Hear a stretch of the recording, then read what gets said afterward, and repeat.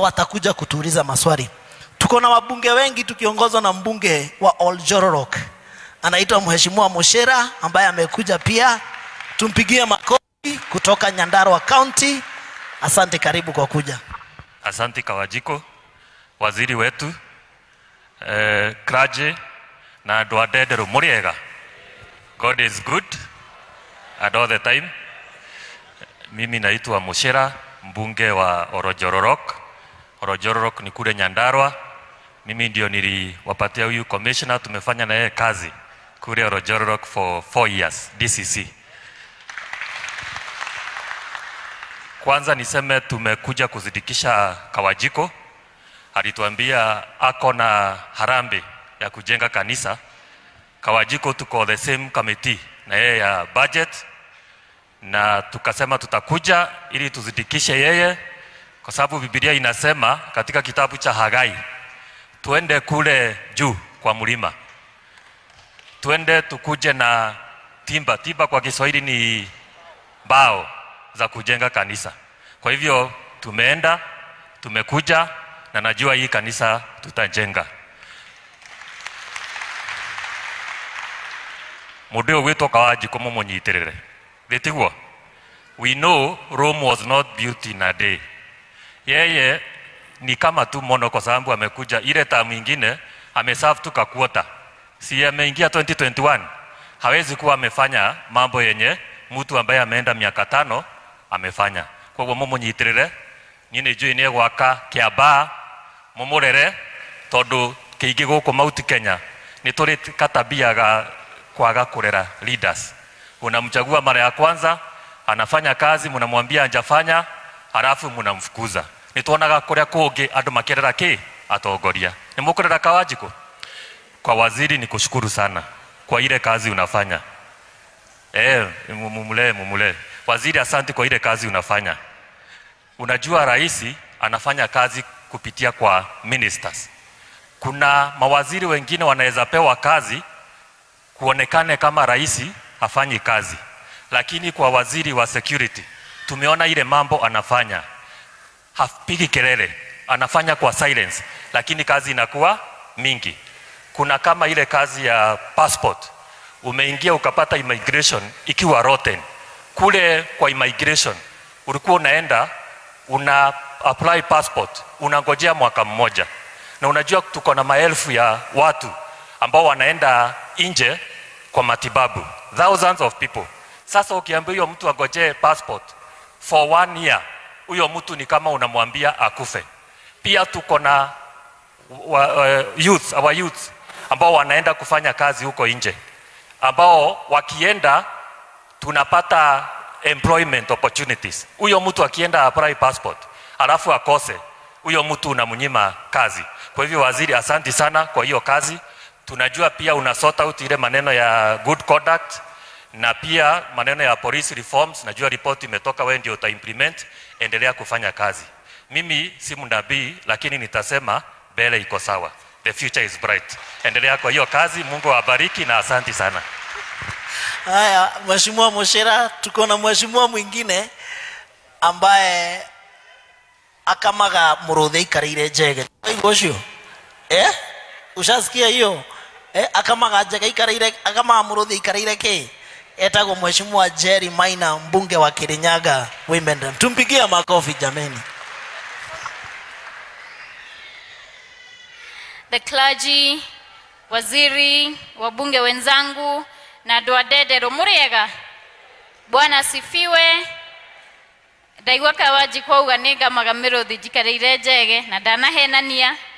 Na mimi mwanzo nataka niwashukuru, manake mlichagua huyu mbunge na alikuwa one of the first children politically wa chama cha UDA, na sisi tukakuja tukampata pale bunge. Na niseme ya kwamba pale anawatetea sana maundu manyu, amaroraga tairia reke reriko, aigua kendo gya guku gikigayano kuria mbunge akahakikishe hau. Koguo mukorago mathabu-ini na mutinora no rendenge moria muthie na mbere kumunyitirira ni undu ni turenda nginya Central Region turere atongoria itu, kana ni atia Ithe mutirona kuria miene rengi mareraga atongoria ao thaicio rengo ni gavana tiguo koguo na kawanji kwe muthenya umwe angikahoya kiu kinene no anga mukarega Asanteni sana waziri, nataka nikushukuru. Unajua ya kwamba wewe ni my senior in the profession na mimi nimeona kazi yako. Na kazi ambayo waziri unafanya ni kazi bila kelele. Yaani umetulia tu lakini kazi inaendelea na inaendelea sawa sawa. Kama ni upande wa Laikipia tunajua kulikuwa na maneno ya cattle rustling, wewe umemaliza hiyo maneno. Kama ni upande wa kule Baringo, hiyo maneno waziri umeshughulikia na umehakikisha ya kwamba hakuna cattle rustling ambayo inaendelea kule. Waziri, mimi naomba tu jambo moja. Na gwaria na gikuyu ni undu ni njui ni ukuigua. Kore Lamu kwena maundu marathi na mbere. Na hederia mbunge wa Lamu araragia last week parliament nituronire akihoya, na mimi naomba waziri tafadhali vile umeshughulikia Laikipia na kule Baringo, ingia kule Lamu. Mimi najua ukiingia pale maneno yatakuwa sawa sawa.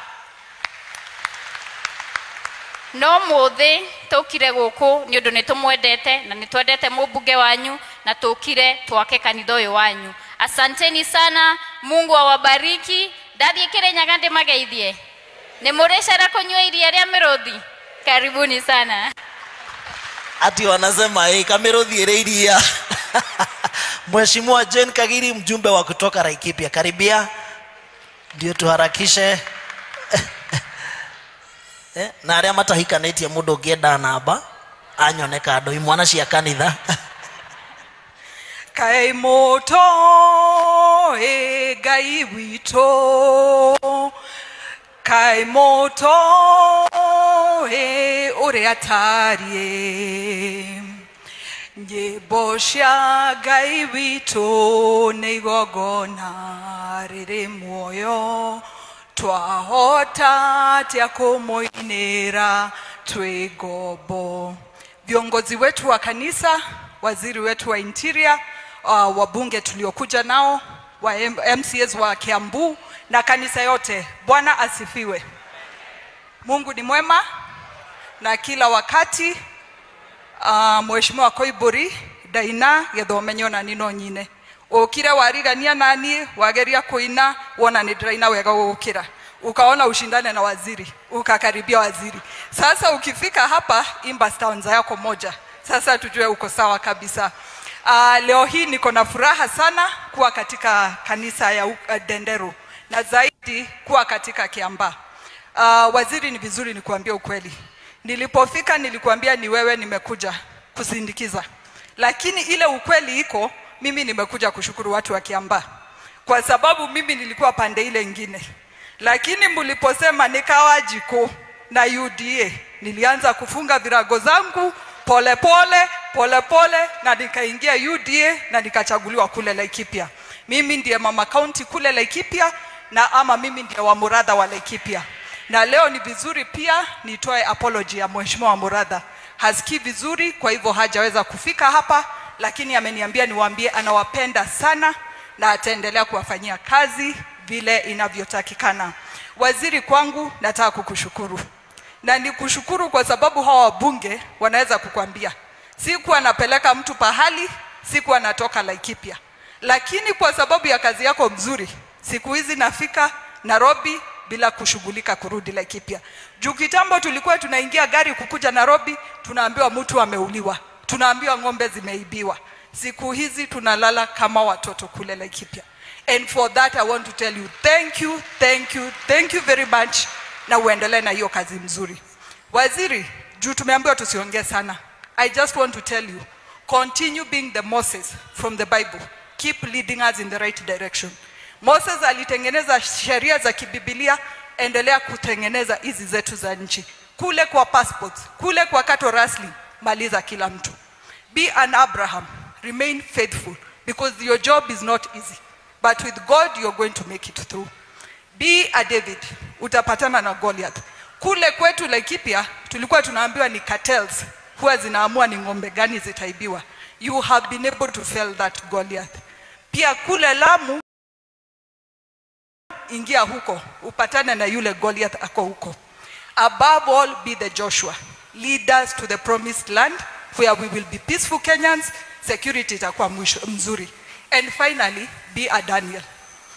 Be courageous, hata wakikuweka kwa simba, uingie. Lakini ujue, ukiwahi jipata kwa simba, tutakuwa huko kukutoa juu ya uzuri wako na kazi yako.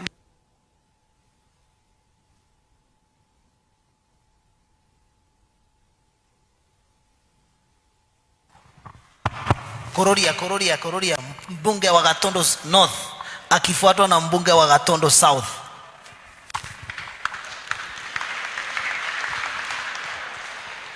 Wachungaji wetu, wazee wa kanisa, Your Excellency the Cabinet Secretary for Security, waheshimiwa wote ambao wako hapa na MCAs na washirika wote, God is good all the times. Geithirio cio ngiumwire ni ageithio ni Kororia. Na kou ni okay. Asante sana waziri kwa sababu ya kuja Kiambu County. Naitwa Njoroge Kororia, mbunge wa Gatondo North. Asante kwa sababu ya kuja hapa Kiambu. Tumefurahia sana sisi kama MPs wa hapa. Tunakushukuru kwa sababu ya kuja. Na niseme watu wa hapa, naona mmejenga kanisa mzuri sana. Jipigieni makofi. Na mutigirire muthenya wa muthi kanitha uyu tutikuinuka utahakitwo rangi wothe ugathira. Ni uhoro wa ma. Mutigetikire minister wa interior atige interior ya kanitha uyu itari nara na kou nikuo gwika atia, kou nikuo Kororia ni hega. Na sisi tutashikilia kwa sababu ni nyumba ya Mwenyezi Mungu. Mimi nimekuwa MCA wa Ruiru Town last term na Mungu akanielevate nikakuwa mbunge. Vile nimeingia bunge, huyu mbunge wenu ndiye alikuwa ananionyesha bunge pole pole, na sasa nimekuwa nimenyamaza mwaka mzima nionyeshwe kazi, na amenionyesha nimejua. Mpigieni makofi. Na nikimalizia niseme nimesikia maneno imeongewa hapa ya county government yetu ya Kiambu, na mimi nimekuwa kwa hiyo county kama MCA. Mimi sitasema kitu kwa sababu mimi nakuanga the only independent MP in Central mwenye analetanga amani. Lakini niseme kitu moja tu. 2013 to 2017 watu wa Kiambu walichagua governor na ma-MCA. Wakati wa uchaguzi watu wa Kiambu walifukuza governor na ma-MCA 85 wakaenda nyumbani wote. 2022 yetu sisi watu wa Kiambu walifukuza governor na ma-MCA 88 wote nyumbani. Are we together? Kwa hivyo mimi naomba county government, viongozi, mufanye kazi pamoja, kwa sababu tumebakisha miaka na watu wa Kiambu wanapelekanga governor nyumbani na ma-MCA wake wapi? Nyumbani. Hiyo ni sawa sawa. Na ukitaka kujua kile nasema ni ukweli, mimi nimekuwa chief whip Kiambu County, na pia MCA wa hapa alikuwa hapa anaitwa Solo, tulikuwa na yeye. Mimi nikienda parliament yeye akaenda, alienda wapi? So pia MCA wa hapa ufanye kazi vizuri, kwa sababu dawa ni rehega. So mupunguze vita na mtufanyie kazi, na tutashukuru sana. Mwisho, juu naona nchi hii imekuwa mzuri, tunaongozwa na watu wamesoma, watu wako na PhD, kina William Ruto na kina Kithure Kindiki. Mkienda mkae chini, wewe na rais mko na PhD, maneno ikitulia vizuri, mtaona vile mtatupunguzia bei ya mafuta iende chini, na ya unga kidogo iteremke kidogo, juu tukishiba hiyo ingine tutakuwa sawa. Na kwa uneku okay? Kwaya wameimba vizuri, wapigeni makofi kwaya. Na nitawapatia 20,000 wakunywe soda, na Mungu awabariki.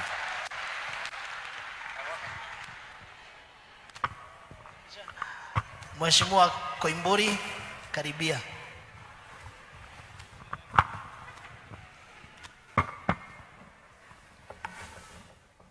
Asante sana. Ucio ni amenya ni ndoragite njagathi ni nyine ina moko ngeta kwinyitira kaya mwaka. Reverend Kinyanjui na Reverend Munanga, asanteni sana kwa kutukaribisha hapa and for a good sermon, Reverend Munanga. Na mimi yale mambo nimesikia kutoka kwa hiyo sermon ni kwamba tushikilie kanisa na tushikilie watoto wetu. Na hivyo ni kusema kwamba tuwasomeshe na tupa elimu ndio wakuwe kama huyu Kawanjiku hapa. Bwana CS, karibu sana hapa. Unajua wakati vijana wa hapa wa shule ya St. Andrews Ndenderu walikuwa nafanya skit, kuna msichana alikuja hapa akaibiwa simu. Sasa nikaona Kioi kumbe hajajua ni mchezo, kidogo akifikia bunduki anataka kupiga risasi. Mimi nikamwambia wewe wacha hii ni mambo ya kanisa. Sasa mimi ndiki nakwambia hapa Kiambu tuko na usalama. Tumelindwa, umetuletea jamaa hapa anatulinda vizuri. Na ukiendelea namna hiyo mambo itakuwa mzuri. Lakini unafanya kazi nzuri sana. Na wabunge wengi hapa na viongozi wamesema kwamba pale Laikipia, pale North Rift na mahali kwingi umeshughulikia maneno. Lakini kwa jambo moja, haya mambo ya Lamu, we have every reason to believe that there is ethnic profiling, and we have every reason to believe that we do not have external aggression as purported. Wale watu ambao wako pale ambao wanatoa vurugu ni watu ambao wanataka watu wengine hapa watoke. Na sisi hatuna uoga, na mimi najua wewe uko hapo utachunga. Lakini wale ambao wanafikiria wanaweza ku profile kama a certain tribe ama a certain community, waambiwe sisi tulikuwa hapo wakati mwingine ya Maumau, na unajua sisi ni Matigari Majirogi. Sisi ni wale walibakia after hiyo vita ilifanyika. Kwa hivyo tafadhali hawa watu waangalie kabla sisi tuingilie hayo maneno. Na hatutaki kuingilia kwa sababu kuna serikali and this is not a banana republic. So we cannot allow anybody to come and suspend peace of Kenyans where they live. We say in the constitution kwamba kila mtu hapa ana ruhusa ya kuishi mahali popote and to own property. Please, our CS, continue protecting our rights. Na hapo Lamu tafadhali endelea kushikilia namna hiyo. Nikimalizia nataka kusema kwamba tumepatia hii wiki wale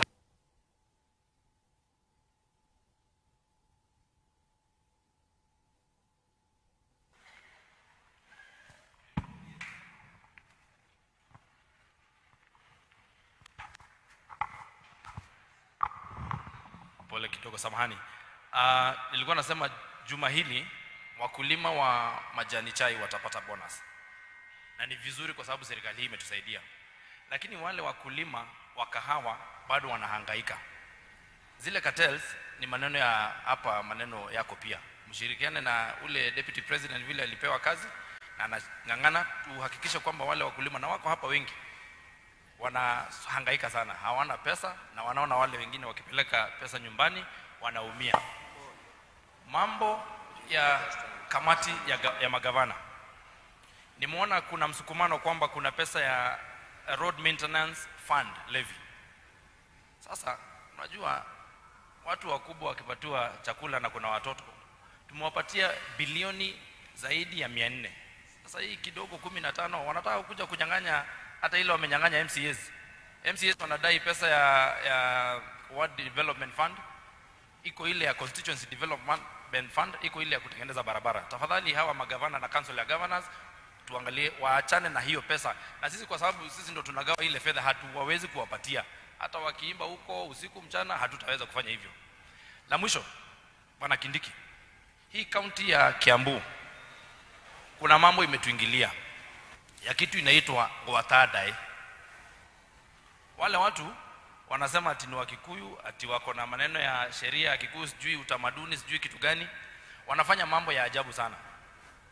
Wanafanya mambo ya ukeketaji. Unasikia mtu ni kama ako na wazimu. Mtu anashika mama yake ati anaenda kukeketa mama yake. Unashindwa sasa huyu ni mtu ama ni mnyama?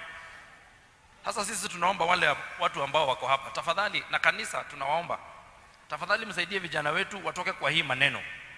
Lakini hapo CS, hiyo ni mambo kabisa ya kazi ya Kioi na watu yake na watu administration. Where they meet, we must make sure that hiyo mkutano yote imeharibiwa na hiyo mambo ikuwe namna hiyo. Ngai wa mwe amurathime amwekaga wega higo ciothe mwahanda gukaura, mwanika gukara, na mwanika timiratina ni bebe na boso. Asanteni sana, Mungu awabariki. Mheshimiwa Koimburi akifuatwa na Mheshimiwa Engineer Kirago.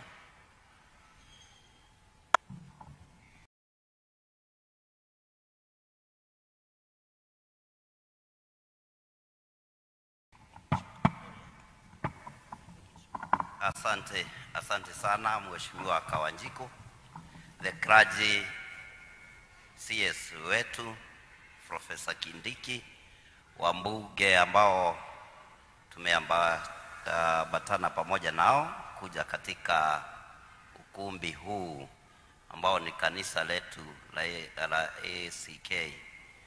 Bwana Yesu asifiwe. Bwana asifiwe. Nisalimiane salamu zake Mwenyezi Mungu hivyo.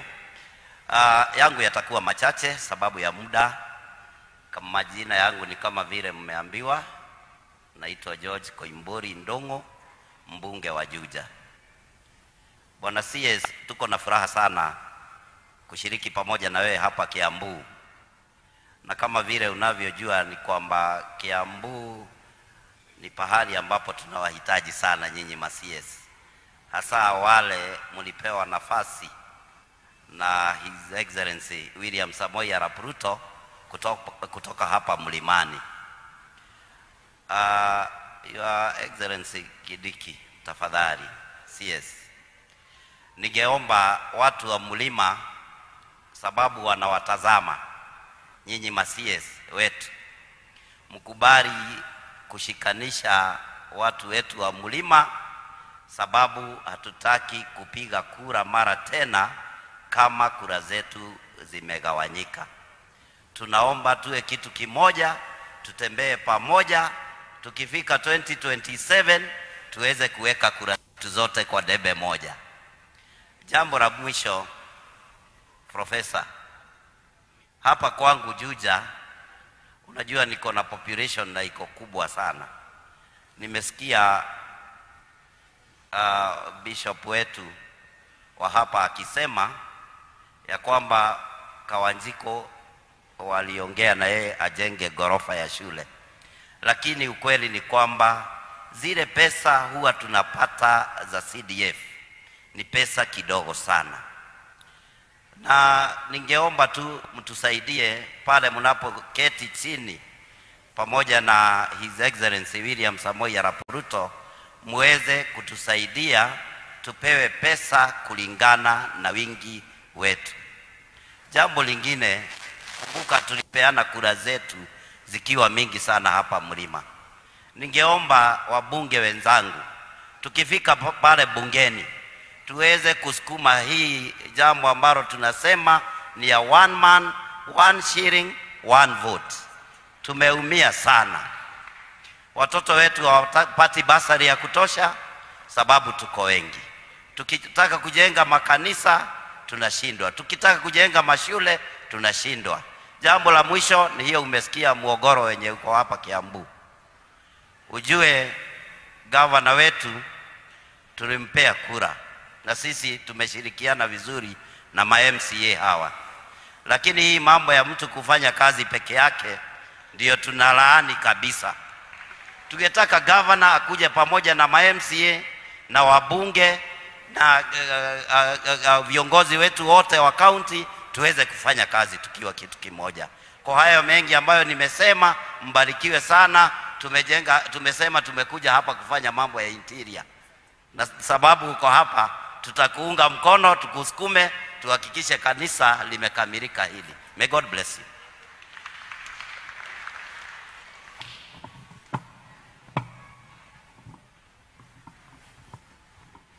Ngai witũ nĩ mwega na hĩndĩ ciothe. Mwathani witũ arogocwo. Ngeithiei Engineer Kirago kuma Limuru. Asante sana Reverend Kinyanjui, ulinialika nikuje, lakini huu ndio wakati Mungu ambaye ameuteua. Sasa Bwana CS, mimi sitaki kuongea mengi. Kwanza ni kukushukuru wewe kukubali mwaliko wa ndugu yangu Kawanjiko. Mimi na Kawanjiko tumetoka mbali. Alikuwa agent wangu 2013 huyu alikuwa ananitafutia kula, na wakati alipita mimi nilishukuru Mungu kwa sababu watu wa Kiambaa walipata mtu ambaye ni wa maana sana. Lile lingine, mimi nikifikiria mambo ya engineering ya hii nyumba yenu naona kuna shida, na mimi nataka mchungaji wana Kinyanjui, mimi ningetaka kuleta engineer wa sound system ambaye ataangalia hii maneno hapa ndio tuweze kuondoa echo, kwa sababu naona echo itawasumbua. Na mimi mnajua niko na experience ya kujenga kanisa huku kwetu, na ningetaka nilete utaalamu hapa ndio mkiongea watu wanasikia vizuri. Lile lingine nikimalizia, mimi kulikuwa mchezo hapa na ulikuwa mzuri sana, lakini mimi na Bwana CS tumetoka mbali. Sisi tunaamini mambo ya sheria. Ile kitu tu niliona na ningetaka hawa vijana wabadilishe kidogo. Vijana wetu wakishikwa wanapelekwa kotini ndio wafungwe, hawapigwi risasi. Kwa hivyo mimi najua wewe unaamini hiyo maneno. Wewe sio kama ile rejimu ingine ilikuwa mtu hata bado kupelekwa kotini amewekwa chini. Kwa hivyo wale ambao walikuwa na hiyo mchezo, ningetaka hapo walete wakili ndio hiyo maneno tutengeneze. Nikimalizia, hii story ya kwenda Haiti ni mzuri. Kama dunia mzima imeona Kenya ndio inaweza kutengeneza huku, kwa nini tusiende? Kwa sababu sisi ndio tunaongoza. Hata Sierra Leone tulikuwa huku, tulikuwa Somalia. Kama hata Amerika imeshindwa, sisi tuende ama kuna shida? Asante sana. Mimi ningetaka kusema asante Bwana Kinyanjui, mimi nitakuja kama vile tuliongea na Bwana CS. Mimi ninakuuliza tu kwa sababu watu wengi wameongea huko, na county commissioner wetu hapa na wale wengine wanafanya kazi nzuri, lakini hiyo shida ya transport kwa jumla tuangalilie, na Mungu akubariki sana. Asante. Dua wa mashukuru, mheshimiwa wa neighbor hapa wa Kabete wa mashukuru, karibu. Wachungaji wetu na Wakristo wenzangu, God is good. Mutikege idea gaisi ali moti. God is good and all the time. Ni die na maige no kuga hede ya nyigire gokorea mbere gorire mukeina na ndakora mukeina wega ugo ni muo muinaga kana o muthi ai nigo muinaga hingo ciothe naguo mukuinaga wega ngiande uri atiriri angiko niguo muinaga uguo ri hihi matuine gwako kuhana atia na ndacoka kuroria ndona arora kwaya no ni ndaoka na ti kwaya nyonire timu kuinithagia haha njega muno ina uniform niguo maikiraga kana no umuthi mutikege de mahe 10,000 na matigagetigwo uguo na negere Kawajiko niguo amongere 10,000 ringi niguo ona o maheo kibao niguo Kawajiko nyita niguo ongerere na nimeko na nimeko inaga wega muno mutungatiri murata wakwa na no ahujia wega muno tuheane twendete na ngoro emwe. May God bless you na nigwendete orocio ngi ndimwire kanitha eno ndona mwakite kanitha nene muno ona gwitu Kabete die ndona teno ngia ndarigwo atiriri mutumagirwo mbeca kuma na nja ai ni inyu mwakite mutirutete na nja ona inyu muri hinya mutikiruhire mutihurire ruhiro wega ni undu wa wira mwega murutite rekei ndimwire ndona kanitha eno na ndarora ndona mutirie ingi no ndona magegania ma Ngai maria muhuthirite inyue kuruta wira wa Mwathani. May God bless you for the good work that you are doing. Alikio tokire na toka na waziri ona kenigu akishe nyobeno ni akatia ni athira kana tiguo rekei ndimwire uti undu wivata ta kuruta wira wa Mwathani na mundu ni arathimagwo Odoshoge ni kwa waziri. Waziri, nataka nikupongeze kwa kazi nzuri ambayo unafanya. You are one of the best performing CS in our country. Laikipia kulikuwa vita, Baringo kulikuwa vita, na sehemu nyingi za nchi yetu. Lakini tangu ulipochaguliwa, ulisema neno tu, Laikipia ikatulia. Ukasema neno tu, Baringo ikatulia. Usiseme hata neno, Lamu itulie. Na najua hiyo unaweza. Jambo lingine, bwana waziri, ni kwamba nimesikia Kawanjiko anaitisha magari. Naomba kwa niaba ya Kawanjiko mupatie hiyo magari, kwa sababu wezi wale sugu ambao tulijua katika nchi hii walitoka hapa Kiambaa. Ukiangalia Matheri, Kashosho, Nashu akireti guo ndimo tiathonda kagiro goko. Na niseme waziri, ukisikia ukijana akilia anataka gari, ni kwamba yeye anajua shida ambayo inatoka. Na unapompatia waziri, unapompatia magari, ujue kwamba wakitoka hapa kwa Kawanjiko, mimi ni jirani wake. Wanaingia wapi? Huku kwa hawashiriki, lakini wanashirikia wapi? Kabete. Kwa hivyo hata Kabete unapopatia Kawanjiko, rusha moja hata huko Kabete, hata sisi tufaidike. Ya mwisho ni kuhurumia ma MCA wetu. Mnapoona wakilia, mimi nawahurumia, kwa sababu tulichaguana na tukachaguana tukiwa wote pamoja. Lakini sasa kwa mwaka mzima ambao umeisha, daro la Kiambu ito ni ona ndeciria gavana tathamire guku Kiambaa. Ndeciria guku muthondekeirwo mabarabara na mathibitari. Ni muthondekeirwo bara matawa, ndeciria guku mwikirtwo matawa mothe, tondu gavana no agwito Kabete, na ndarora na gwito ria ekite hatire. No ndiacokeria gavana ngatho, tondu artist andu Kabete ni maheirwo tucui na tukurwe, na andu aitu makenete gutuheo tucui na tukurwe. Na kindu kingi, tondu ona bara ya gwakema ndionire athondekete mugomo, magioka kugoma wa macukuru wa mathondekere bara, na ni bara irathi kwao. Na hindi magomire ndirera Ngai thengio, na ndauga bara iyo ni nguthondeka, tondu andu Kabete matinagomera MCA, matiagomeire senator, matiagomeire ona women rep, magomeire wa macukuru, tondu ni moi niwe ungihota guthondeka bara iyo, na makimenya gavana wao ndangihota guthondeka bara iyo tiga wa macukuru.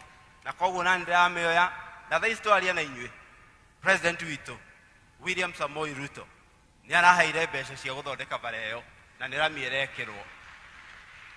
Wa mwisho ndimucokerie ngatho ni ndu wa gucagura kamwana gaka kanini ta mubunge wanyu. Hinde gokire bunge magatio yundu, na nikio moigwaga gitwo Kagege, tondu wokaga akenda guthi kioro akaingira riko ria bunge agenda guthi assembly wako akaingira cioro cia atumia. No rekei ndimwire, uria wagetire Kagege umuthi uyu ndari giti-ini, no umuthi eki riu bunge niko karauga, bunge niko karoni andu aria angi kioro ni giki na riko ni riri, ati umuthi uyu nginya bara iria cianyu citekirwitwo rami, ati umuthi ni rami irekirwo kwitukira kamundu getagwo ki Kagege. Rekei ndimwire, kaba mucagure Kagege karamurutira wira ukira Kigege gitararuta ki. Ngai amurathime, Mungu abariki. Asanteni. Amashukuru no athukia no ti oro. Mukindora mwana hana Kagege inyue ndamuka ugai aya mheshimiwa kwenya thuku kuma Nyandarua, onwe mubunge umwe murata wakwa muno itari ndaingira siasa, na niwe wari mundu wa mbere waziri. Kama kuna mtu alinitandika wakati wa by election anaitwa Kwenya Thuku, nikamwambia leo lazima akuje alipe deni ya urafiki na azbie watu wa Kiambaa pole kwa kundirima. Karibu Kwenya. Thank you muno mheshimiwa Kawajiko, waziri wetu wa usalama, viongozi wa kanisa na Wakristo wapendwa. Bwana Yesu asifiwe. Inulieni mkono. Bwana Yesu asifiwe. Napenda kuchukua nafasi hii kwanza nimshukuru Mungu kwa kutupatia nafasi hii kuwa katika nyumba hii ya Bwana. Jambo la pili, kwa sababu ya muda, kama jinsi ambavyo Mheshimiwa Kawanjiko amemwambia, yeye ni rafiki yangu sana wa dhati wa siku nyingi. Lakini pia kuna mzee mmoja alikuwa anaitwa Mzee Moi. Alisema ya kwamba kuna wakati ambapo ufika urafiki na siasa unaziweka kando. Unatofautisha kati ya urafiki na siasa. Sababu moja ambayo ilifanya tugongane sana, mimi ule Kinangop nimechaguliwa na chama cha Jubilee. And I am the only survivor. Wakati alipokuwa anapigania kiti, mimi nilikuwa pande hii na yeye ako pande hii. Nilikuwa na jamaa moja hata sikumbuki jina lake, alizama. Na Mungu asifiwe kwa sababu rafiki yangu alipata nafasi. Na tangia alipopata nafasi amekuwa rafiki wangu wa dhati. Tumeendelea sasa, tuko safari moja na watu wa Kiambaa. Hapa hamkukosea. One thing that is so amazing about Kawanjiko is that he is the happiest member of parliament. Kama kuna mtu wa raha, mtu ambaye wakati amekasirika bado anacheka. Kama sasa nimemwangalia hapa wakati alikuwa anapambana na mambo ya Kiambu, nimeona Kiambu kuwaka moto, bado ako na raha. Na kwa hivyo he is one of the best members of parliament that we have, and we would wish ya kwamba nyinyi watu wa Kiambaa muendelee kumshikilia. Jambo la mwisho, CS, ukweli ni kwamba mambo mengi yamesemwa na umefanya kazi nzuri. But so very passionately, I want to make this plea to you. I've been dealing with this issue of Lamu. Nimeipeleka mpaka kwa kamati yetu na watu wetu wameumia sana. There are so many deaths. Kuna watu wanachunga kwa mashamba ya watu wetu wakisema ya kwamba hao ni wageni na kuna indigenous people. Na tunajua katiba imepatia kila mtu haki ya kuishi mahali popote ambapo amechagulia hapa Kenya. I would wish that the Professor Kindiki, our CS Interior, ukubali tu chukua jambo hili, jiwekelee kwa mabega yetu, utuokolee wale watu wanateswa kule chini kule Lamu. This is a serious matter, it's a painful matter, because it is true that there's no doubt there is something that is happening in terms of ethnic profiling and ethnic cleansing, and we know the people who are behind this, and we are going to stand kwa mlima tutangaze na tuwaite kwa majina yao kwa sababu wanajulikana. Tunaomba CS kama viongozi wa mlima uingilie kati ili tuokoe watu wetu waache kule Lamu. Kwa hayo mengi, Mungu awabariki sana. Tumekuja ili tushikilie kanisa hili, tulijenge, tupake rangi, tufanye kila kitu kanisa hili liwe la kufana. Mungu wa amani awabariki sana. Tupigie Mheshimiwa kwenye makofi. Naambiwa ya kwamba tuko na my directors wengi ambao wamekuja kuleta waziri siku ya leo. Kama wewe ni director ama chairman wa parastato, simama tu mahali ulipo, wave ndio pia waziri ajue mko area. Tuko na Maina Waremuru wako pale, tuko na director mwingine, tuwapigie makofi mazuri. Asante sana. Waziri, nimalizie pia kuunga hao mkono, niseme tafadhali watu wetu ndio wako wengi kule Lamu. Na tumeona picha ambazo zinasumbua sana mpaka akili ya kwamba wamekuwa wakichinjwa usiku na mchana. Lakini tunakuamini na tunajua uko na mpango na kuna kitu unafanya. Siku ya leo wacha watu wetu wa Lamu wasikie tukiwatetea ya kwamba ufanye juhudi vile ambavyo umetengeneza Baragoi na Laikipia, pia watu wa Lamu wakuwe na amani. Maana tumesema kila mtu ako na uhuru wa kuishi mahali popote katika taifa letu la Kenya. Ama ni uongo? Hapa tuko na Wakisii, hapa tuko na Wajaruo, hapa tuko na Wabaruhia, maana sisi ni Kenya moja na tunaishi kwa amani. Ya mwisho waziri, hawa watu kuna wimbo waliimba sana, ungesikiza. Maana niliona ulikuwa karibu uruke juu. Nikaona Kashuri akikwambia tulia usiluke juu, wewe ni waziri wa interior. Maana hiyo wimbo ilikuwa imeingia, na tukushukuru waziri. Maana ulitupatilia huyu kijana wetu kazi. Kashuri simama juu, anaye ni PA wa Professor Kithure Kindiki, tusimame tumpigie makofi. Waziri amefanya vizuri. Amechukua mmoja wetu kutoka hapa Kiambaa na tunakushukuru sana. Maana wakati mimi nakujanga kwako hapa, wakati na network najua uko busy, natafuta Kashuri na mwambie unajua utarudi Banana. Unajua jeshi ya Banana niko nayo. Kwa hivyo Kashuri ananiambia wacha tupange maneno namna hii mpaka inaingiana. Waliimba wimbo wakasema Madena mathietego, na ukaona wameruka juu sana wakati hiyo wimbo ilikuwa inaibwa. walikuwa wanasema shida zao za kujenga hii kanisa. Harambee mingi wamesubiriwa na reverend na hakujawahi toka mgeni nje. Leo wanaona kama shida zao zote zimeisha. Ni magani maheni? Madhira ni madhira. Na tu hebu jipigieni makofi kwa sababu ya kazi nzuri mmefanya. Hamjaita mgeni kutoka nje, lakini leo tumesema tutajaribu mahali tutaweza, na hapo pengine pia najua waziri atashirikiana na sisi mpaka tuhakikisha kwamba hii kazi nzuri imeisha. Kwa hivyo tusimame tumkaribishe waziri wa Interior, Waziri Profesa Kithure Kindiki. Karibu sana waziri.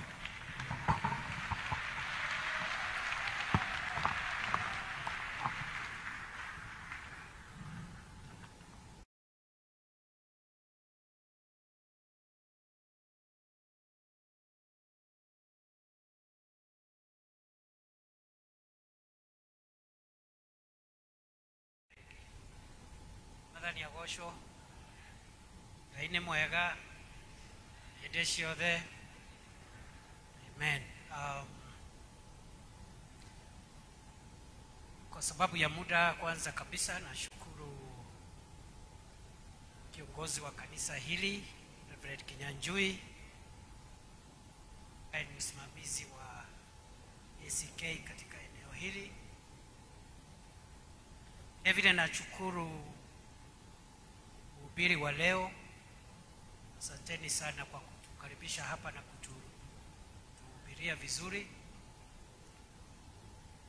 Niseme ya kwamba vile vile nashukuru mheshimiwa Kawajiko, viongozi wote waheshimiwa ambao wamefika hapa, kiwemo mheshimiwa wabunge ambao wamefika hapa kushiriki pamoja kujenga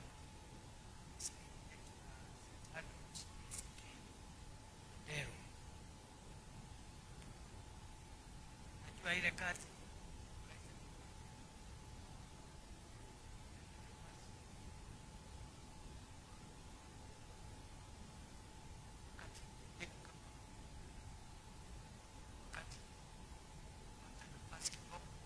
sana, ndio umesikia Kawajibu naimba sana.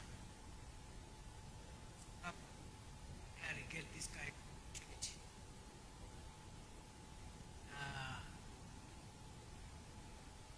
Maana yake kukuja hapa ni kwa sababu sisi zote tulio hapa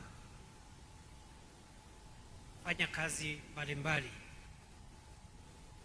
lakini mwisho wake sisi kwanza ni Wakristo.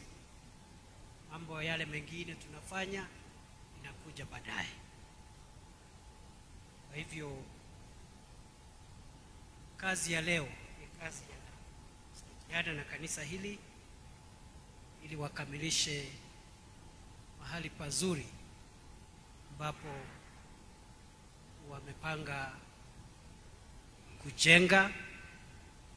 Reverend Kinyanjui ameniambia ile kanisa ambao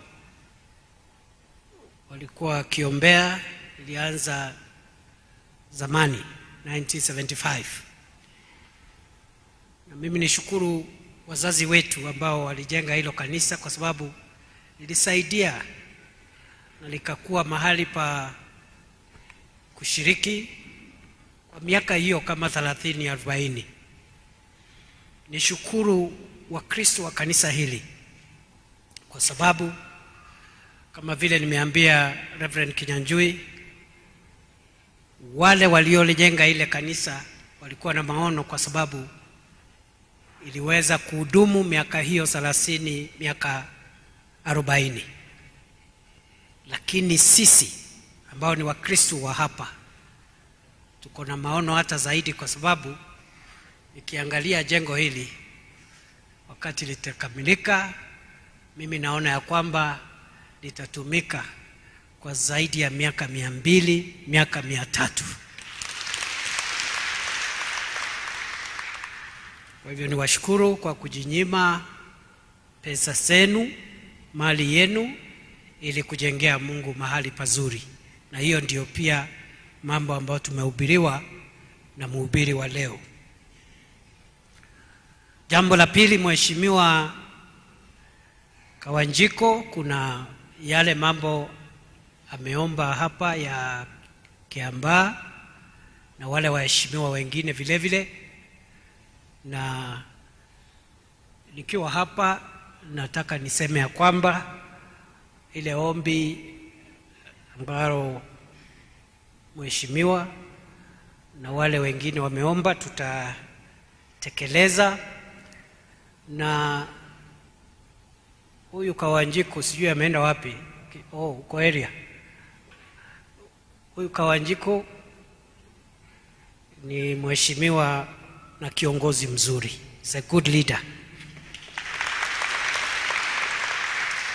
Kwa umri hana umri mkubwa, ni wale youthful leaders, lakini ni kiongozi ambaye ni amekomaa, very mature, na anajua kukaa vizuri na watu wa aina yote. Sababu hii dunia lazima ujue kukaa vizuri na watu. Ujue kuna watu wadogo kuliko wewe, kuna wengine mnatoshana, kuna wengine wamekuzidi kwa mambo mengi, kwa umri, kuna wengine wakubwa kwa serikali, kwa siasa, na kuna wananchi wale wamepatia cheo. So Honorable Kawanjiko has been able to combine all those relationships, and I can proudly say without fear of contradiction that Kiambaa has a good member of parliament, and Mheshimiwa Kawanjiko has a future in the politics of our country and the politics of our region. Pongezi mheshimiwa. Najua hao waheshimiwa ukiona more than 10 plus members of parliament wamefika hapa, kwa sababu wako na imani na heshima na mbunge wenu. Kama hawangekuwa na heshima na yeye, angekuwa hapa peke yake na mgeni wake. Si ni kweli? Wapi makofi ya Kawanjiko? Kwa hivyo mheshimiwa, mimi niko hapa kwa sababu umenialika, na ni kama nimelipa hii deni kabla sijalipa ile ambaye nilikuwa nimewacha pale, ambaye ni mzee kidogo, lakini nataka nikuhakikishia hata ile deni nyingine ya siku ile nitalipa. Lakini wacha nianze na hii. Kwa hivyo mheshimiwa ameomba magari ya polisi hapa Kiambaa. Ameniambia mahitaji ni mengi. Nataka niseme ya kwamba tutapatiana magari mawili ya polisi katika hii sehemu ya Kiambaa. Mheshimiwa wa Limuru na wale waheshimiwa wengine wameniambia, kiwemo Mheshimiwa Juja, hii mambo ya police vehicles is a problem that cuts across this area. Kwa hivyo tutaketi pamoja tupangane, na katika hii miezi miwili kabla ya Disemba tatafuta katika hii Kiambu kati ya magari 8 mpaka magari 10 katika hii kaunti ya Kiambu, na tutajadiliana vile tutagawa ili tuongeze maneno ya usalama. Na mimi nimeshangaa sana, mimi sisikiangi sana, sijaenda mahali kwingi ambapo viongozi na wananchi wanasifu ile kazi polisi wanafanya. Kwa hivyo nimeshukuru county commander wangu hapa na kikosi chake, pongezi. Na vile vile nipongeze waheshimiwa na niambie wananchi wa Kenya, ukisikia wa viongozi ama wananchi wanalalamika, kuna sababu. Kwa sababu tukifanya kazi vizuri vile vile wanatusifu. Kwa hivyo tusiwe sisi ni watu wa kusema viongozi hawatambui vile tunafanya, wananchi hawatambui kazi yetu ngumu. Ukisikia wakilalamika ni kwa sababu kuna kasoro. Wakati tunarekebisha kama hapa Kiambu vile kazi imefanyika nzuri, umesikia viongozi wenyewe wanasifu ile kazi inaendelea hapa. So we must work hard, those of us who are in public offices, to improve on our service delivery because when we do a good job, the people and their leaders, they will appreciate. na vile vile tukubali wakati tunafanya makosa, pia ni lazima tukubali kuambiwa tumefanya makosa. Jambo la tatu, of course mheshimiwa, hiyo mambo ingine umesema nitasukuma kwa idara ambazo zinahusika, ikiwemo mambo ya hii barabara. Najua tumekuwa na ukosefu wa pesa za mambo ya barabara, lakini Mheshimiwa Rais kuna mipango anafanya. Ako na safari ya kwenda China. Barabara nyingi hapa zilikuwa zinajengwa na Wachina, na Mheshimiwa Rais ataenda huko hivi karibuni katika siku zijazo chache, ili kukuamua ile mambo imekwama. Na mimi nataka nikitoka hapa kukuhakikishia Mheshimiwa Kawanjiko na watu wa Kiambaa, katika ile orodha ya marafiki wa Kiambaa wa kusaidia kusukuma hii service lane na interchange ya Ndenderu, mimi niko kwa listi yenu hapo. Nitaendelea I am one of you. Nitaendelea kusukumana na wale wanahusika, kera na wizara yetu ya barabara, ili tutengenezewe barabara mzuri. Hapa vile vile ningetaka vile vile niseme ya kwamba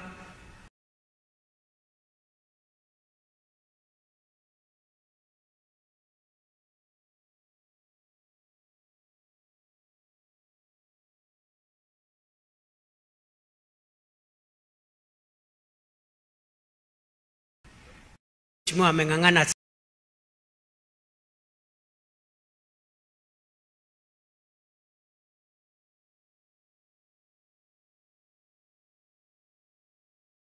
Mheshimiwa Kawanjiko. Mheshimiwa Rais vile vile amepeana milioni 70 kujenga Technical Training Institute ama TVET institution ya hapa Kiambaa. Kwa hivyo tukiendelea hivyo tutaendelea vizuri. Najua mambo ni mengi. Nimesikia vile Mheshimiwa wa Gatundu amesema, ni kweli tuko na matatizo ya kiuchumi, na kazi ambayo tunapaswa kufanya kama serikali ni kubwa. Mimi naomba tusubira kwa wananchi, Mheshimiwa Rais na wote ambao wanamsaidia. Tunajaribu vile tuwezavyo ili masuala ambao Rais aliahidi watu wetu na watu wa nchi ya Kenya sehemu mbalimbali, kukiwemo hapa kwetu Kiambu, masuala ya usalama, masuala ya maji, masuala ya barabara na afya, tutajaribu. Mimi niko na uhakika kama vile Rais hayati Mwai Kibaki alibadilisha uchumi wa Kenya, Rais William Ruto atabadilisha uchumi wa taifa la Kenya. I have no doubt. Na mkujua wakati Rais Kibaki alichukua uongozi, Kenya ilikuwa imezama kiasi vile Mheshimiwa Ruto amechukua nchi ikiwa imezama. Na kwa zaidi ya miaka 5 watu wengi hawakuwa wanaona ile kazi Mheshimiwa Kibaki alikuwa anafanya. Siasa ikakuwa mingi, na hiyo siasa ndiyo ilitumbukiza Kenya katika vita vya 2007. Siasa ya kuchochea wananchi. Sijui mumeachiliwa, sijui hamshughulikiwi, sijui nini imeharibika. Nusura tuchome nchi ya Kenya kwa sababu ya siasa ya uchochezi. Ukiwa kiongozi, badala ya kujaribu kuchangia mawazo vile tunaweza saidia nchi, kazi yako ni kuchochea wananchi vile wameachiliwa, vile kila kitu imeharibika. Na hapo tumekuwa katika hiyo safari hapo nyuma. Mheshimiwa Kibaki akaendelea na ile kazi, akapatiwa muhula wa pili. Mwaka wa 7 wa 8 ndio watu wa Kenya wakaanza kuona matunda ya ile kazi kubwa ambayo Mwai Kibaki alikuwa amefanya ya kuinua uchumi wa Kenya. Wakati alikuwa anatoka kwa kiti, baada ya miaka 10 Watu wengi walikuwa wanasema ni vile tu Kenya hii katiba yetu haikubali, huyu mzee angesimama angechaguliwa tena. Si ni kweli?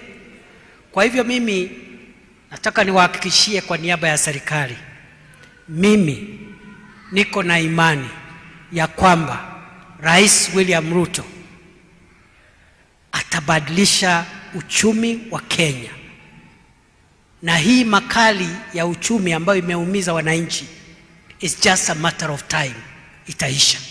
We will be fine. Nchi nyingi zinapitia matatizo. Mimi niko na uhakika, it's a matter of time, our country will be back to normal.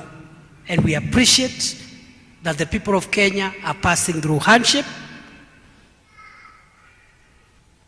Mine and the government's commitment is to make sure that we alleviate those hardships and make our country a better and happier place to live. Nataka niseme kwa idara ya usalama taifa, tunajaribu vile tuwezavyo. Wale wa viongozi wameongea, wamesema kuna sehemu kidogo kidogo tumejaribu kusaidia, zile shida zilikuwa hapo zikatulia. Hata kama hazijaisha kabisa, tunaendelea kung'ang'ana na zile shida za kiusalama. Na mnajua mambo ya usalama vile vile ni shida. Hakuna nchi ambaye haina matatizo ya kiusalama ulimwengu mzima. Mimi nataka niwahakikishie vile vile kama waziri ambaye amepewa jukumu na Mheshimiwa Rais kusimamia usalama wa Kenya. Hii Kenya yetu hii vile vile, tukibadilisha uchumi, vile vile tutabadilisha usalama wa taifa la Kenya. We will change the security of our country. Kwa sababu kuna uhusiano kati ya uchumi na usalama. Wakati nchi haina usalama, biashara za watu zinaharibika. Hakuna wawekezaji wanaleta mali yao kama kujenga viwanda na mambo mengine katika taifa lile. Kwa hivyo there is a direct connection between economic revival and security in our country. And we are trying our best to make sure that we turn around Kenya and transform it not only as an economy in this region that we can be proud of, but we also want to turn around Kenya and make it a safe and secure country for local and foreign investment.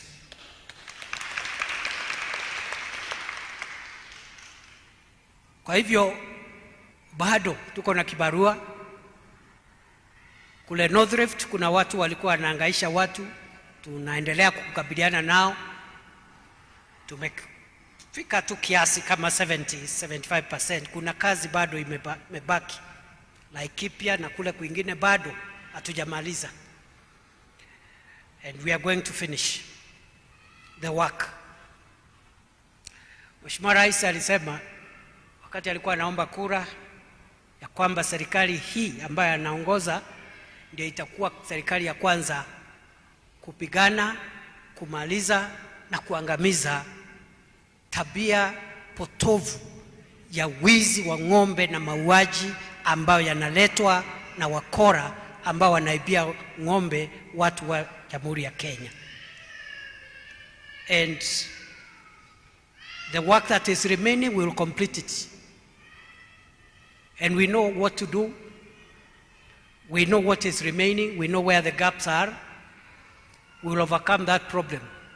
Going forward, our children and grandchildren will be reading in books, history books, how at one point parts of our country were living under the terror of bandits. Watakuwa wanasoma historia vile watoto wa siku hizi wanasoma, sijui kulikuwa na Vasco da Gama siku nyingine, kulikuwa na Christopher Columbus. Hata hii mambo ya wizi wa ng'ombe, watoto na watoto wajukuu wetu watakuwa wanasoma zamani kulikuwa na banditry katika nchi ya Kenya.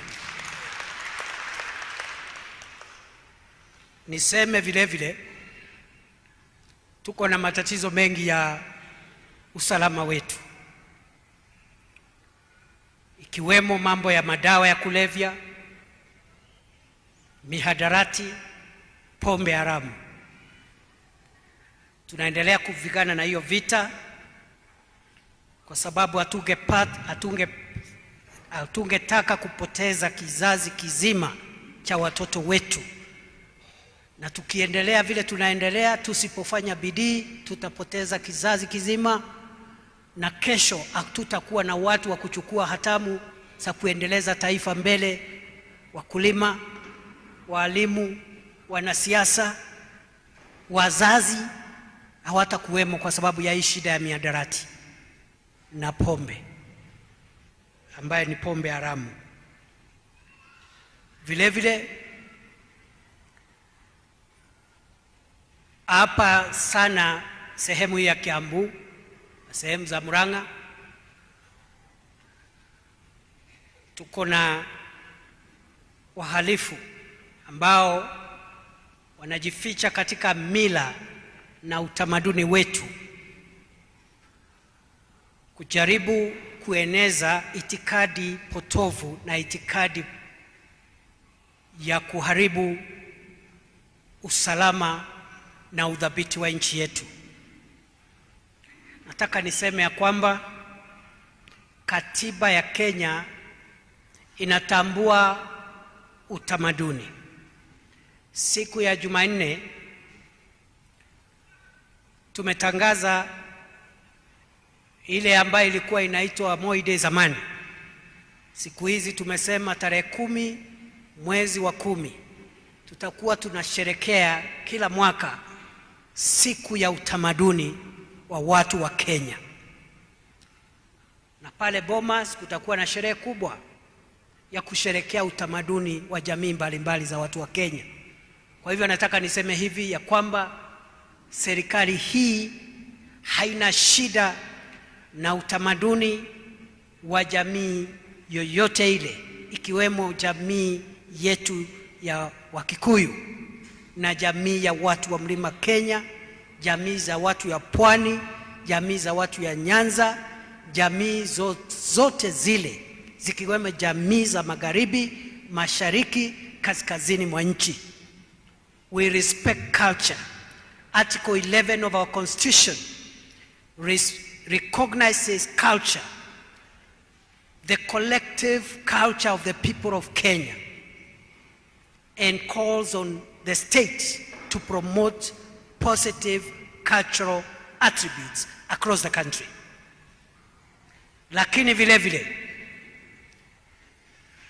kuna wakora ambao wanajificha katika maneno ya utamaduni, kuumiza wananchi na kueneza itikadi potovu. Hapa Kiambu, Murang'a na sehemu zingine kuna wakora na wahalifu wanajifanya ni wazee wa jamii. Wameunda vikundi haramu. Nasikia moja inaitwa Watandai, nasikia ingine inaitwa Merega Keda, nasikia wako na majina mingi ambao wamejiita. Sasa hivi tunavyoongea bado hatujamaliza kukabiliana na hadhari za itikadi na mafunzo potovu, ziwe zimeletwa na watu wanajificha kwa dini ya Kiislamu, ziwe zimeletwa na watu wamejificha katika dini ya Kikristo, ziwe zimeletwa na watu ambao wamejificha katika dini za kitamaduni. Pale Shakahola, watu ambao walikuwa wanajifanya ni wahubiri wamesababisha maafa ya wananchi wengi wa taifa la Kenya, wazee, wakina mama na watoto. Ile shughuli tunaendelea naye pale Kilifi Shakahola bado hatujamaliza, na ni kwa sababu watu fulani wakora walijificha kwa dini, wakachukua Biblia, wakaanza mambo ya mauaji. Vile vile sehemu ya kaskazini mwa taifa la Kenya na sehemu ya Lamu, kuna watu wengine vile vile pale wamejificha katika mambo ya dini, wakijisingizia ni Waislamu, na vile vile wameendelea kuleta maafa ya watu wetu. Kwa hivyo wale wahalifu ambao wamejificha katika tamaduni za jamii za Wakikuyu hapa na kuanza kueneza itikadi potofu, ikiwemo ukeketaji wa wasichana na akina mama wazee, tumetoa amri kwa vikosi vyetu vya usalama. Kwanza kabisa, mahali ambapo hawa watu wanakutana, sana sana sehemu ya Githunguri pale Ikino, na hapa Kiambu town pale Ndenderu, sehemu hizo zifungwe mara moja.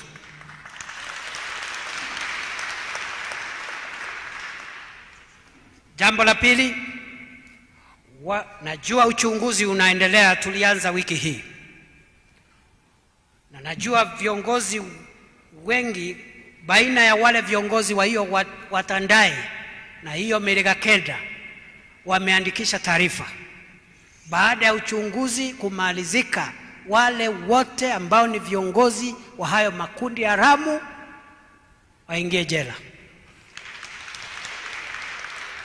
Lazima tupeleke mahakamani ndio waingie jela, and nobody should be spared.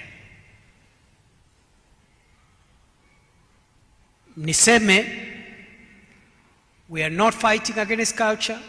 We respect the culture of all our communities in the country, but we will not allow people to hide behind culture to propagate female genital mutilation and other backward, primitive and harmful practices against the children and women of Kenya.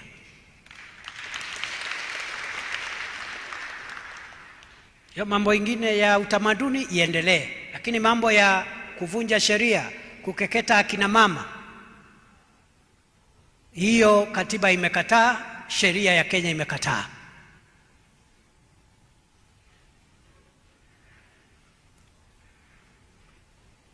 Jambo la nne,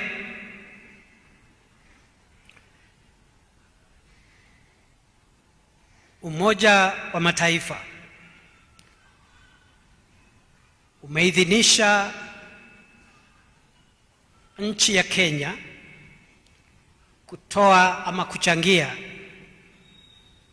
maafisa wetu waungane na maafisa wa nchi zingine katika ulimwengu katika kikosi cha kujaribu kuleta amani katika nchi ya Haiti.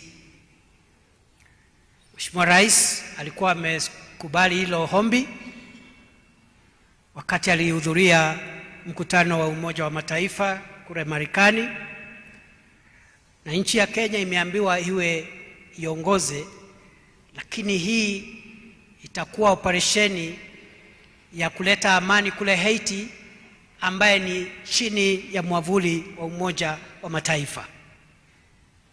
Nataka niseme ya kwamba kulingana na katiba na sheria ya Kenya, mambo ambayo yamependekezwa na Umoja wa Mataifa kuomba Kenya kutuma kikosi cha askari wetu wa polisi ya taifa kuungana na wenzao kutoka sehemu nyingi kutoka mataifa mbalimbali ulimwenguni. Ombi hilo serikali kwanza itahakikisha tumepeleka ombi hilo katika bunge la Kenya kwa mujibu wa sheria ya Kenya. Kwa hivyo wabunge wa mabunge yote mawili, mujitayarishe, bunge la taifa na bunge la seneti, kwa mujibu wa sehemu ya 240 ya katiba ya Kenya. Article 240 of the Constitution requires for the president to deploy any forces outside the country, whether it is Kenya Defence Forces or any other forces that constitute organs of national security. Parliament must approve. And the use of the word parliament is deliberate. It is parliament as defined to include the National Assembly and the Senate. Kwa hivyo mimi nataka niwahakikishie watu ya Kenya, hii sio serikali ya shortcut. There will be no shortcut.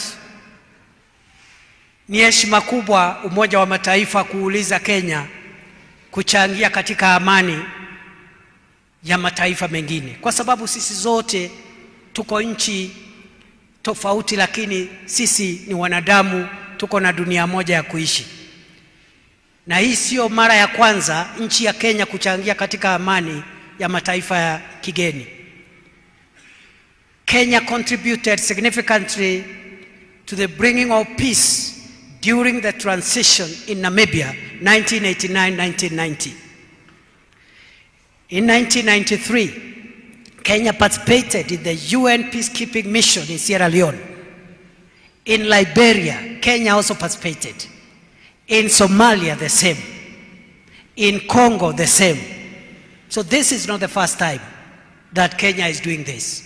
What I want to assure you is that unlike the past, when deployment was done under the old constitution, this government will undertake the current request for deployment in accordance with our constitution, which requires the approval of parliament.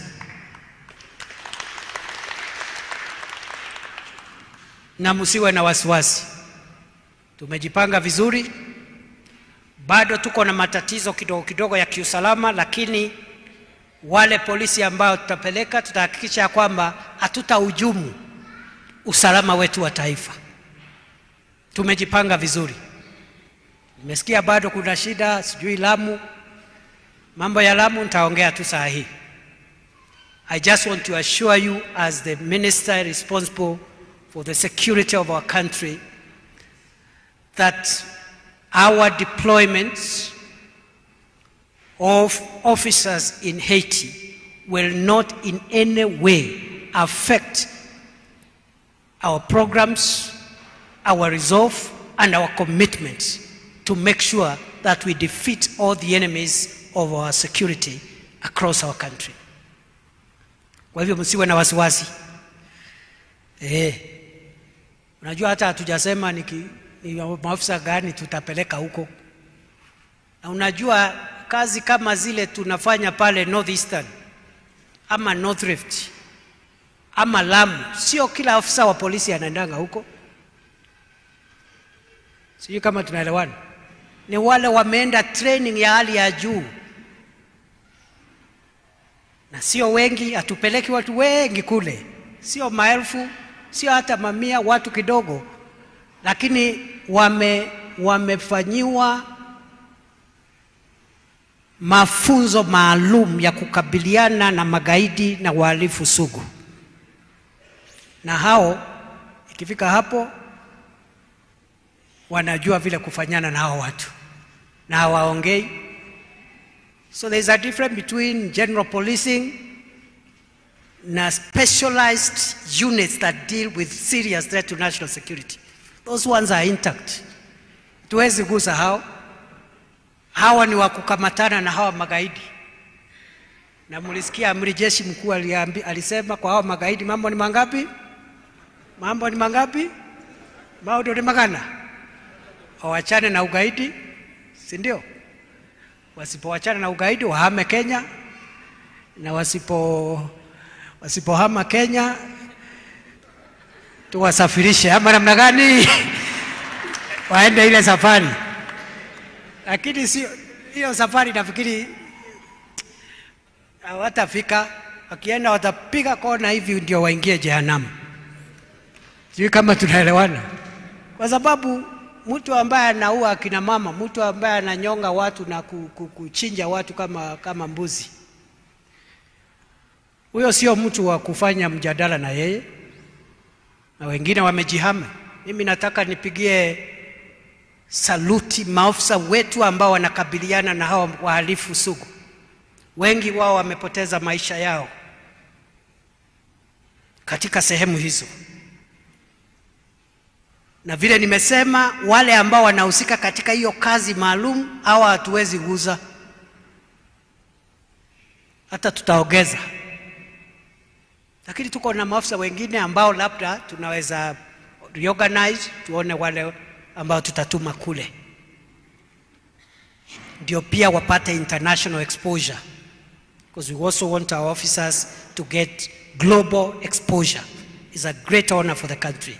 My assurance is that the deployment to Haiti will not affect our elite, specially trained officers who are helping us in the fight against terror, banditry, and also the other serious threats to our national security.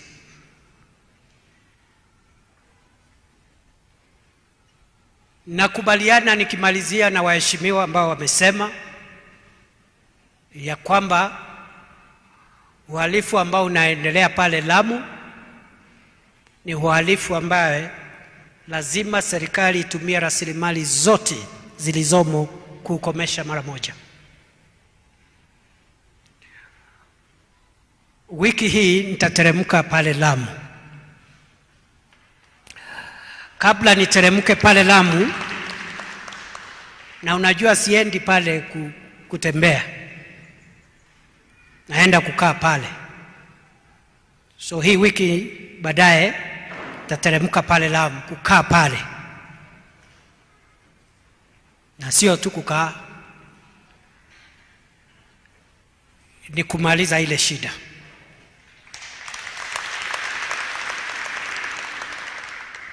Kabla sijaenda hapo, wiki hii tutaweka katika gazeti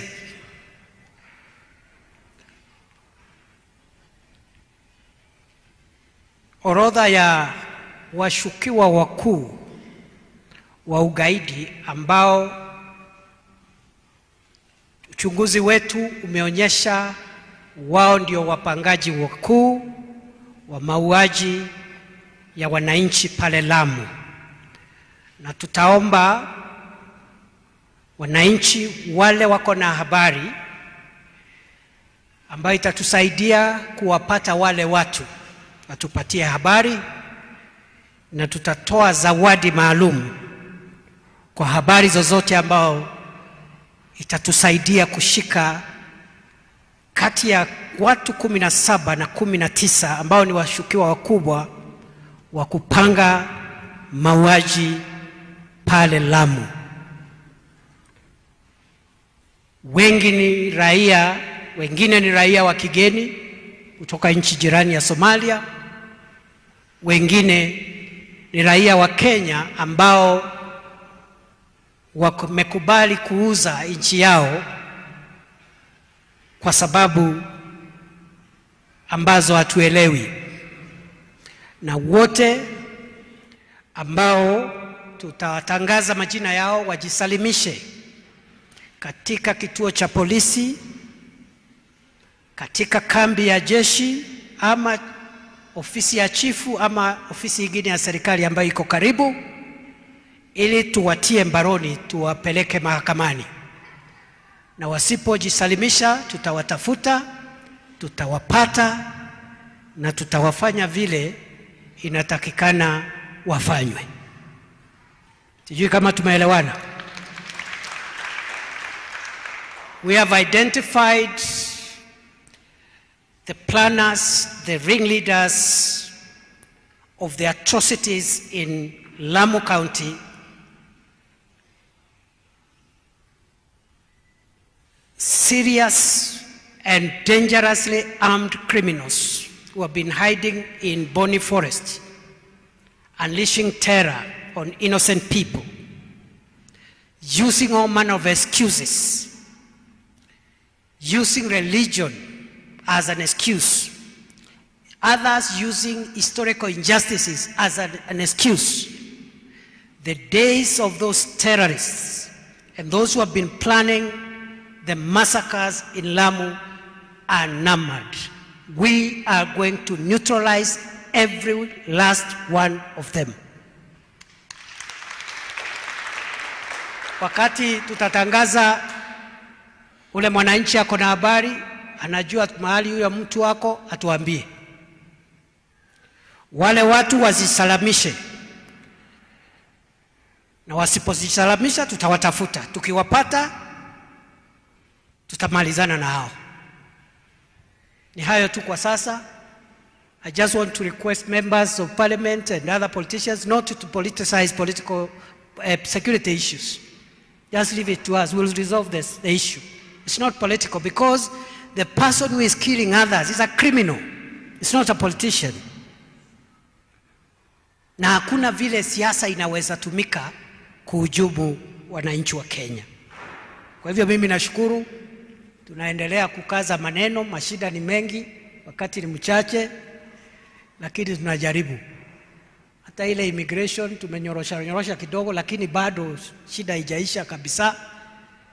Hii wiki tumeshika watu 17 wakiwemo immigration officers and other public officers ambao wamekuwa kinyanyasa wananchi pale na kuitisha hongo. We are taking them to court from Monday, including government officers. Sijui kama mungetaka tuendelee ama tuachane na hao watu. Tunyoroshe watu, tusafirishe watu kupitia kotini. Wale watakataa mambo ya koti waende direct.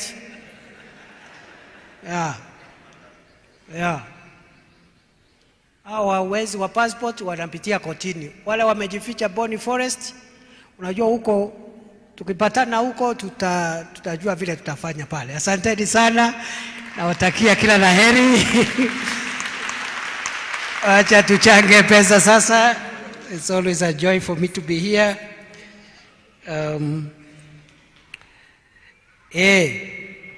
Sasa hii ni kazi yako, si kazi yangu. Wewe Wanjiko. Acha nifanye yangu alafu nikuachie yako. Yangu ni kwamba nataka nitangaze tutapandisha cheo Ruaka Police Post ikuwe police station.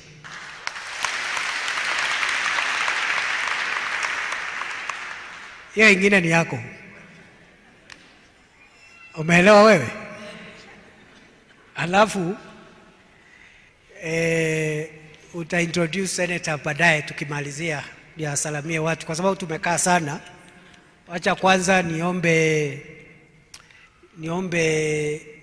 kwa sababu sasa tunachangia kanisa, tunaweza sima hiyo kamera, lakini msizime zaidi kwa sababu senator atasalamia baadaye. Kwa nini hukumuita wewe Kawanjiku wewe?